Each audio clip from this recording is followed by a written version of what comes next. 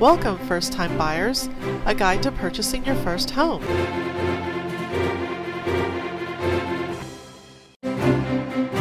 Hosted by Cassandra Spears, www.spearsHousehunters.com. Before we begin, this first-time homebuyers event has been developed to give home shoppers the general information they need to achieve the goal of home ownership. As a part of this event, we will discuss a number of topics related to buying a home, including some with financial, legal, and tax implications. This information is for general information only. You should always consult a professional advisor to find out how these topics apply to your individual circumstances.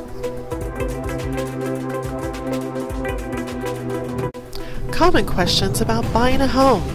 The home buying process feels overwhelming. How do I get started? The industries involved with buying a home. Renting versus buying. What does a real estate professional do for me? What is involved with getting a mortgage? Searching for a home, things to consider. For your protection, get a home inspection. 88 types of turbulence in buying a home. Closing process. Celebrations. The home buying process feels overwhelming. How do I get started? Equal housing opportunity. We do business in accordance with the Federal Fair Housing Law. It is illegal to discriminate against any person because of race, color, religion, sex, handicap, familial status, or national origin. In the sale or rental of housing or residential lots. In advertising the sale or rental of housing. In the financing of housing. In the provision of real estate brokerage services. In the appraisal of housing.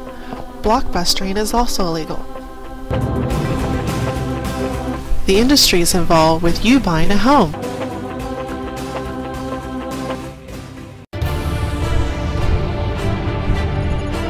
Renting versus buying.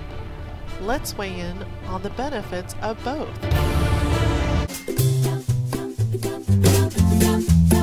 Renting versus buying. When you rent, there are no interest payment deductions. When you buy, excellent deductions for the mortgage interest you pay. When you rent, the rental amount may increase at any time. When you buy, your mortgage payment could be fixed. When you rent, you need to get the landlord to approve for any changes. When you buy, decorate, make any changes, enjoy the possibilities of making those changes without any prior approval. When you rent, you have no capitalization, your money disappears. When you buy, the money that you capitalize on your property is like having a savings account with a high interest rate. The value of your property will likely increase. When you rent, your rental is temporary and subject to a 30-day notice. When you buy, your house will become a home. It will not be a temporary living situation. You are not at the mercy of a landlord. Now let's look at our comparison chart. If your rent is currently at $900 a month, in the first year you'll spend $10,800. In 5 years, $54,000. In 10, $108,000. And in 15 years, you'll spend $162,000. Let's go further. If your rent is $1,200 a month, you're going to spend $14,400 in a year. $72,000 in 5, and in 10 years $144,000, and in 15 years $216,000. Now let's go up to the top of the range, $1,500 a month. In 1 year you'll spend $18,000, in 5 years $90,000, and in 10 $180,000, and in 15 years $270,000. Here's an example of a house that you could have bought for $140,000 plus. And this is a house that you could have bought for over $200,000. Renting versus buying. What will you choose? Audio Jungle. Audio Jungle. What does a real estate professional do for me? Audio Jungle. What I do for you. I'm your consultant. I am your negotiator. I'm your overseer of transactional details. Different types of agents: brokers, broker associates, realtors, and real estate agents. Brokers are ones that have been in the business for some time, who have gone to school and passed the national and state portion of the broker's test, have also opened their own business. Broker associates have also gone through school, passed the national and state portion of the test, but choose not to open up their own business and hang their license with a licensed broker. Realtors are ones that have joined the National Association of Realtors and will adhere to their code of ethics.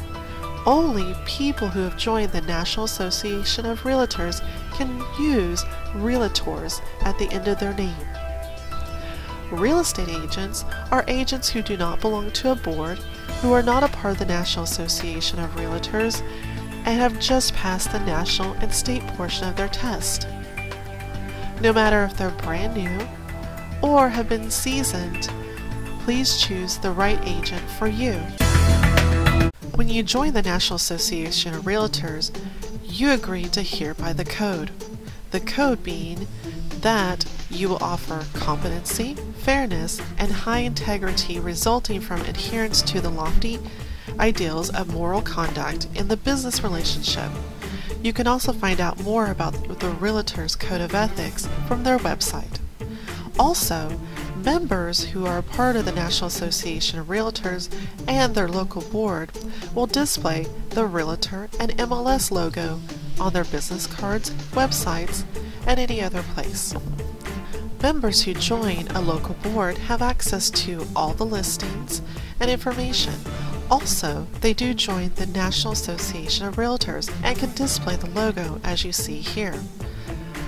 The National Association of Realtor members adhere to what is called the Code, which means that they will offer competency, fairness, high integrity resulting from adherence to a lofty ideal of moral conduct in business relationship. To find out more about the Code of Ethics, please go to the National Association of Realtors website or to www.spearshousehunters.com to get more information. Spears House Hunters is a part of the National Association of Realtors, the local Board of Realtors, and also many other boards. We do set the standards for others to follow, and we adhere not only to the National Association of Realtors codes, but to our own personal set of high standards. We will do what's right for our customers every single time. After you've selected the real estate agent that works best for you, the next step is to get the representation agreement out of the way. A real estate agent is going to ask you a series of questions, and to be compliant with the law, are going to ask you to sign some forms.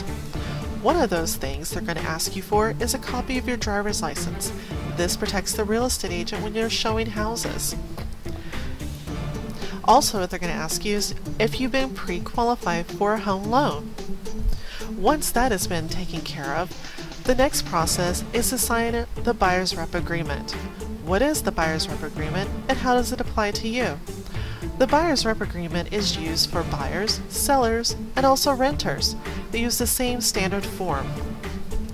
That form is designed to outline the responsibilities of the client, which is you, and the agent and the brokerage, which is the real estate company and the real estate agent. When you're going over the buyer's rep agreement, they're going to disclose to you everything it entails, all the hidden fees, or if there's fees applied, and your responsibility and the broker's responsibility. This is to ensure that there is a fair and safe ethical practice on both sides. Now, in the buyer's rep agreement, it's going to tell you what you are defined as. This is called parties. Your party you are referred to as the client in purchasing a property. Then they're going to disclose what they represent, which is the brokerage firm. Then they're going to go over what is called appointment. The client grants matters. Broker the exclusive right to act as the client's real estate agent for the purpose of acquiring property in the market area. they're going to define what this market area is. Generally, they define it as the area that the board that they represent and including the state that they're also licensed in. This means is that whether you find it or they find it, they represent you in acquiring the property, and that homeowner or entity will pay them a commission based on what is advertised. Definitions. They will go over what the definitions are in the buyer's rep agreement. Second, they'll also do the term, the length of time that you're going to be represented in this buyer rep agreement. The intermediary status basically is where the broker represents the buyer and the seller, and it discloses their responsibility. Competing clients, which explains that when the broker may be representing the clients of both parties, and what happens in that particular situation is that if the agent or another agent within the same company are representing the clients going after the same piece of property, buyer or seller, is that the agents can't speak to each other in regards to that transaction. And the agent keeps all your information confidential. Both sides do.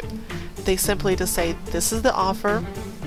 They read the offer, come back to you with a response, and treat it as though you're with two separate companies, but within the same house. Now, confidential information. When you give information that is of confidential nature to a real estate agent, we are licensed and bonded by our particular state, and we are heavily regulated. We must go through classes every single year to show competency, ethics, and go over legal aspects of our jobs. The information that you're given to us is kept in records securely by the brokership and by the individual agent. None of the information is disclosed to any other parties unless it's necessary, like to a lender or to the title company, the people who actually need it to complete your transaction. Now, this section outlines the various aspects of your agent's commission from working with you purchasing a home, rent, or selling your home, or in your case, buying a home. It covers all aspects of the commission, how the commission is gotten, how the commission is divided, and what your responsibilities are in paying the commission. A word of caution. If you choose to work outside of this contract when you have a contract, you are responsible to paying that commission to the agent's brokership. So my advice to buyers is that go ahead, make sure every entity knows that you're being represented by the particular agent and their company. Don't try and do it behind their back. We work for you. Now, mediation.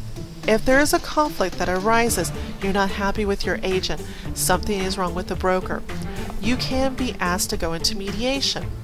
Now, the contract that you're going into, the buyer's rep agreement, can be canceled, but you need to go through the proper channels to do so. So there's no legal obligation on your part. A lot of times, especially with my company, if you're not happy with the agent, I will help you get another agent within my company, or I'll represent you myself. I want you to be a happy, satisfied customer so that you bring your referrals and we can help more people. So please don't hesitate to talk to a broker. It is okay. There's nothing to be afraid of. There's nothing to be embarrassed about. Please talk to us. If we can fix it, we were going to do so. If it's out of our control, it's out of our control. Now, default.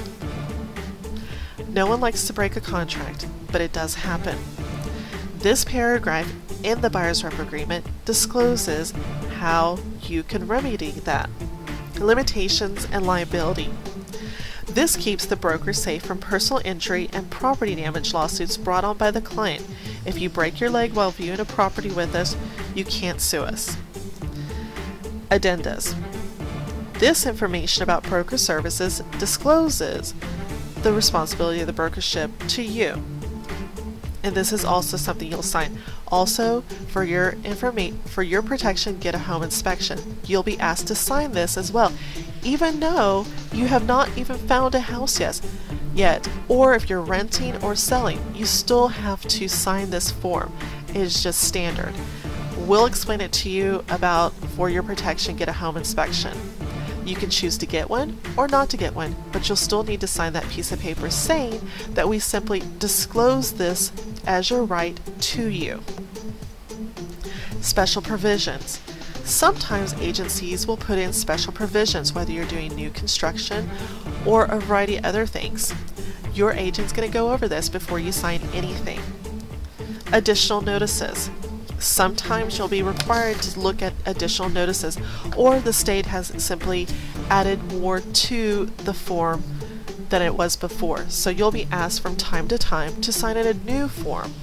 And this is just standard procedure to keep the agent legal within the state, because occasionally we will get audited, and if we don't do our job properly and we don't have people signing the proper paperwork, we're in trouble. We can be fined or we can lose our license altogether. We take ethics and legal very seriously at Spears House Hunters.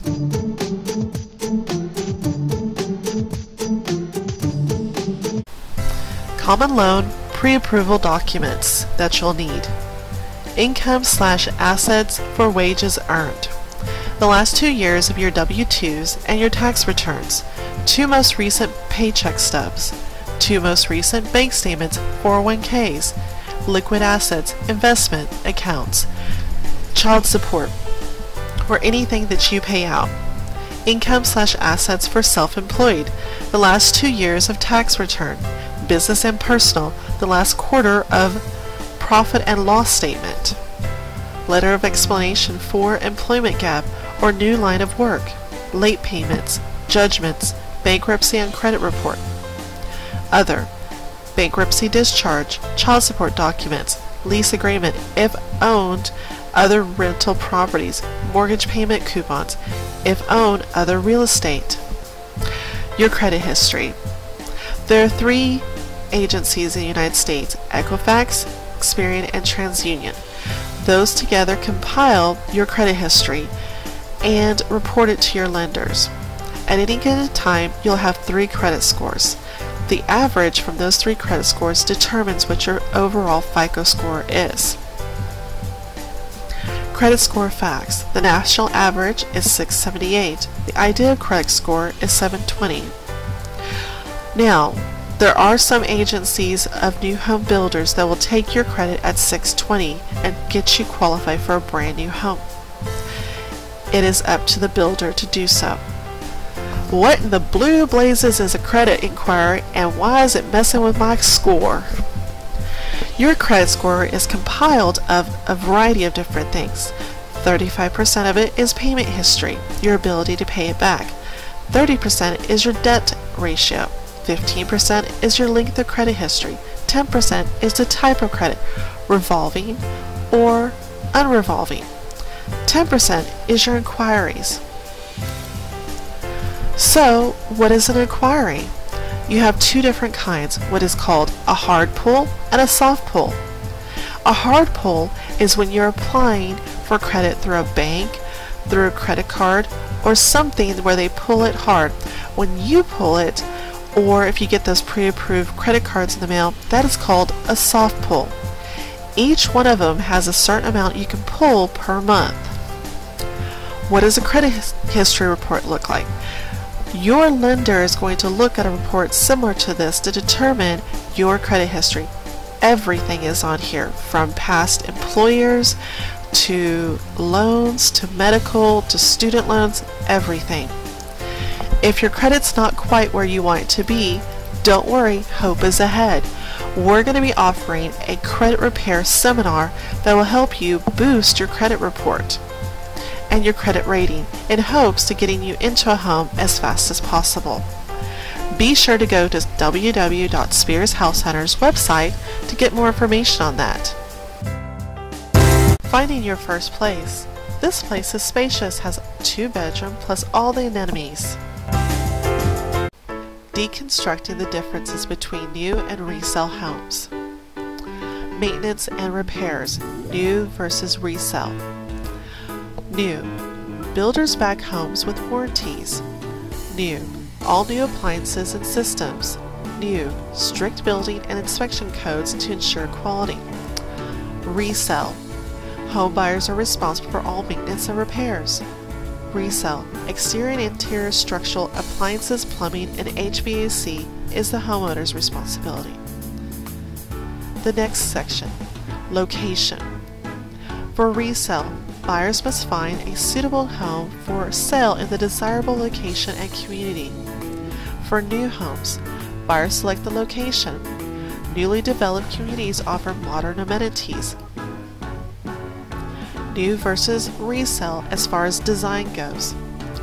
New, modern architecture and feature. New has buyers select the floor plan, option, and finishing touches, and incorporates today's technology. For a resale, it reflects the architecture, floor plans, and features popular in the decade built, and may need to be remodeled or renovated. New versus used as far as energy efficiency. For a new home, energy efficiency built into homes with modern building materials, windows, doors, insulation, HVAC systems, and construction standards. For new, 70% better than homes built before 2009, 30% better than homes built before 1993, and 50% better than homes built before 1980.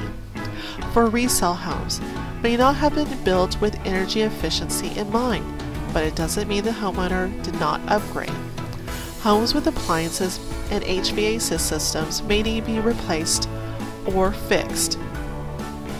50% energy savings with a new HVAC system, 50% new energy savings with new energy efficient appliances for a resale home. Financing. For a new home, financing through builder or partners. Competitive rates, fast and straightforward. Financing for a resale home. Financing through private lenders. Additional fees. Buyers must research and shop for the best rate. Flashback. Let's take a look at homes built today versus homes built 20 years ago. 385 square feet larger. 10% more have a patio. 14% more have 3+ bedrooms. 23% more have a porch, 11% more have air conditioning, 7% more have 2 stories.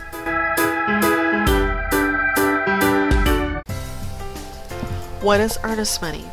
Earnest money is your willingness to purchase the home and your seriousness about purchasing it.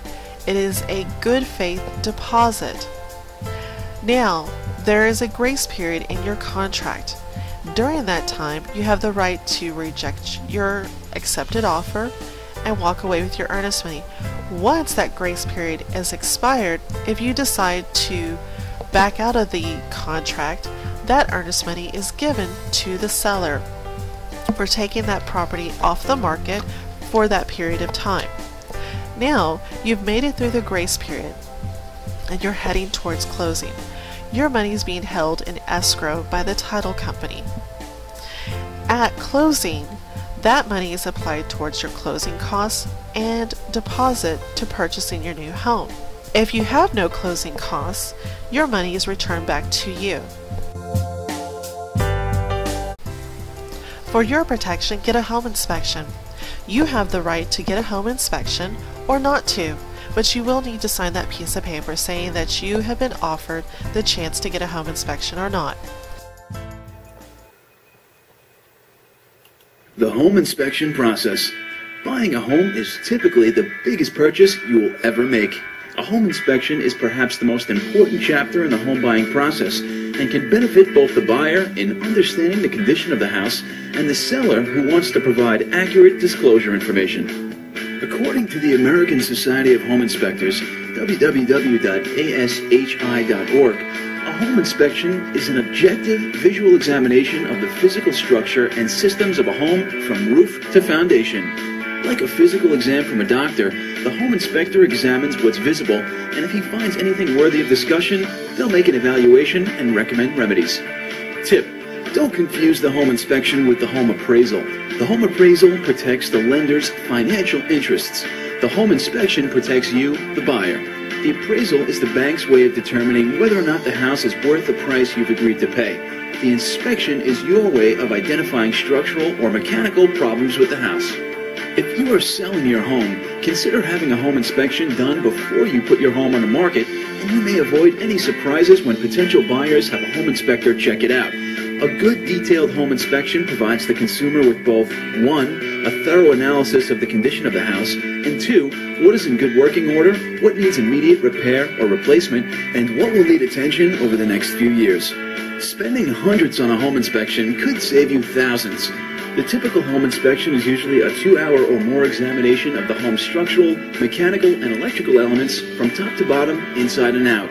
A typical inspection can vary, but on average costs $400 to $1,000, depending on the area of the country and the size of the home. A home inspection typically includes an examination of the following structural elements: foundation, roof, brick, wood, metal siding, stucco, and concrete form, doors and windows, electrical, plumbing, insulation, appliances, and heating and air conditioning. Outdoor elements will also be inspected: driveways and sidewalks, other buildings to be conveyed with the property like garages, porches, patios, balconies, and septic tanks. A professional inspector should be armed with their own necessary equipment, including an expandable ladder, voltmeter, amp probe, moisture meter, and even boots and binoculars when necessary.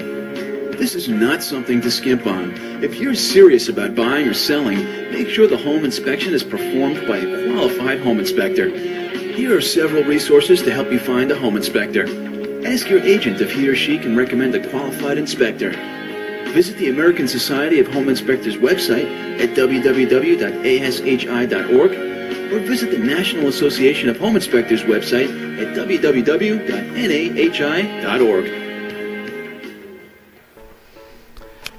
After you get a home inspection, your loan's going to go through several processes behind the scene. You're not going to see this, but your loan officer is going to be hard at work getting your loan finally ready for closing. They're going to order what's called an appraisal. What is the purpose of this home appraisal?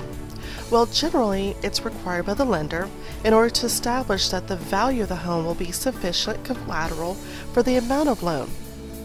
The appraisal fee is generally paid by the buyer, sometimes required at the time of the loan application, but typically paid at the loan closing. So, what's involved with it? What happens is someone goes out, they evaluate the home based on the values in that market. A home appraiser is done by an independent appraiser who will generally visit the home and inspect the interior and exterior. However, the appraiser is not performing the same service as a home inspection, and many appraisers are only drive-by appraisals. Generally, home improvement or the cleanliness of the interior will not add or diminish appraisal value. The appraiser considers many other factors beyond the inspection to establish the fair market value, such as comparables, historical sales, market demand for the particular area. Market value fluctuates over time and is also varies from neighborhood to neighborhood, causing appraisals to become outdated. Most lenders will require a new appraisal if any refinancing is done, and tax assessors generally reassess property annually. The value established by your bank loan appraisal will not change the assessment set for property taxes, as county tax assessors do their own property evaluation.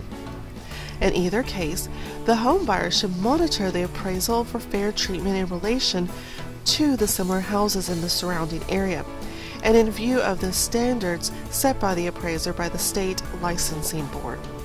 For tax purposes, there is often a protest deadline. In this case of the loan, the buyer should be comfortable with the appraisal before committing to a firm offer and before the loan closes. Any concerns or complaints should be brought to the attention of the appraiser and the lender, or you can bring it to the state regulatory board. Although the appraiser primarily protects the lender, it can also benefit the buyer or the homeowner by providing assurance that the home is not overvalued, justifying the amount of the loan, qualifying you for certain terms. evaluating equity to remove private mortgage insurance, PMI, protecting against negative home equity, aiding tax and estate planning, helping determine insurance valuations, determining the feasibility of home improvements, refinancing, or additional financing.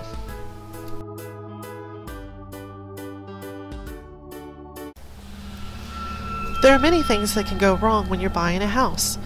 I like to refer to those as the 88 types of turbulence. From the borrower's side or the buyer's side, these are just a few highlights of things that can go wrong. You find out about additional debt after the loan application. The borrower or co-borrower loses their job. Your gift donor changes their mind. You cannot locate pertinent paperwork, such as your divorce decree, your bankruptcy discharge papers, and other paperwork. Your interest rate increases and you no longer qualify for your loan. Your child support is not disclosed on the application. The borrower brings in a handwritten pay stub. The borrower switches jobs during the probation period. The buyer does not bring the cashier's check to the title company for closing costs and down payment. These are just a few things. From the seller's side, the seller loses motivation, no longer wishes to sell their home. The seller does not allow inspectors inside the home in a timely manner. They cannot clear up liens in a short on cash to close. Did not own 100% of the property as previously disclosed. Encounters problems getting partner's signature. Did not complete the repairs agreed to in the contract. Misrepresents information about the home and the neighborhood. Does not disclose all hidden unknown defects and they are subsequently discovered. This is a big one, and I have won a lawsuit from that. Now, on the realtor side, the realtor has no client control over the buyers or sellers. Does not get complete paperwork into the lender in time. Takes an unexpected vacation. Misleads other parties to the transaction. Has a huge ego. And does not have sufficient homework on the clients or the property and has wasted everyone's time. On the lender side, does not properly pre-qualify the borrower. Wants property repairs prior to closing. The market rises, rates, points, or costs. The lender requires a last-minute second appraisal or other documents. The lender does not simultaneously ask for all needed information. The lender does not fund the loan in time to close. About the property. The termite report reveals substantial damage and the seller is not willing to fix it. The home was misrepresented as to the size and condition. The home is destroyed prior to closing. The property is incorrectly zoned. Portions of the home sits on a neighbor's property. During the title company or escrow, the title company fails to notify lenders or agents of the unsigned or unreturned documents.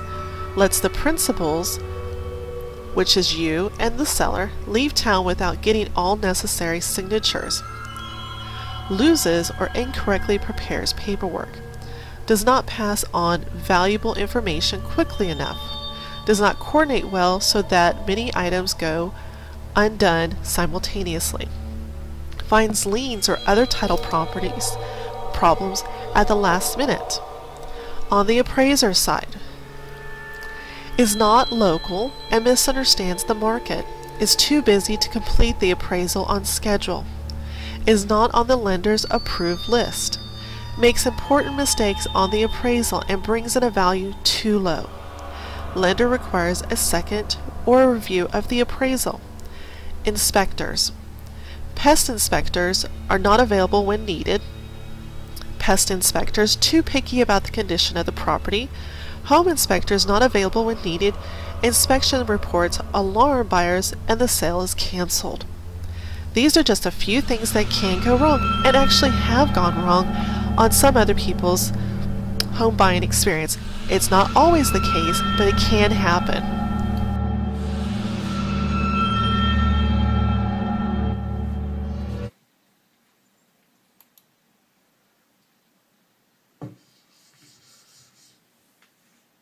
This is you. This is the house you're buying.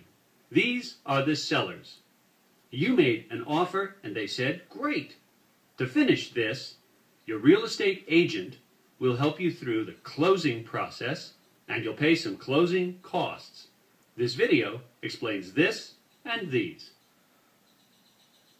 Closing, or settlement, is about you becoming the legal owner of this. Public records currently agree that this belongs to them because the title establishes their legal ownership. Swapping these requires loan steps, legal steps, and title steps. Loan steps first. These guys loan you the offer money. You promise to pay back more over time. They charge you some loan fees and collect insurance, interest, and reserves. Legal steps next. To make the public records show that you are the legal owner of this, the government has to record the transfer of this. And they also take a little bit of this. Title steps last. The title company actually handles transferring this. You pay for their help. They have to find all the records here that relate to this and make sure that this is really theirs to sell. That's called a title search. And the sellers might have missing heirs, former spouses, or other claims that show up long after the sale, claiming that this actually belongs to them. To protect this investment, you purchase title insurance. If you or your agent order title services from here, you'll get a guaranteed quote on these costs, and they'll even credit some of this back to you. To recap, closing involves loan costs, legal costs, and titling costs. At your closing meeting with the sellers, your title company will have all of these costs summarized on the government HUD-1 form. Home buying can be hard. Don't let this and this rain on your home buying parade. Push the closing clouds away with a quote from Federal Title, and pretty soon you'll be in this. I know it's been a long process, but congratulations, you did it. You're now a homeowner. Oh, before I go, there's a couple more steps left. That's moving. Do you need help with finding boxes, moving companies, what to do? Ask your local real estate agent. We're here to help. We've got a variety of resources and people that we know to help you with that process. So ask your real estate agent or go to www.spearshousehunters.com and look at our list.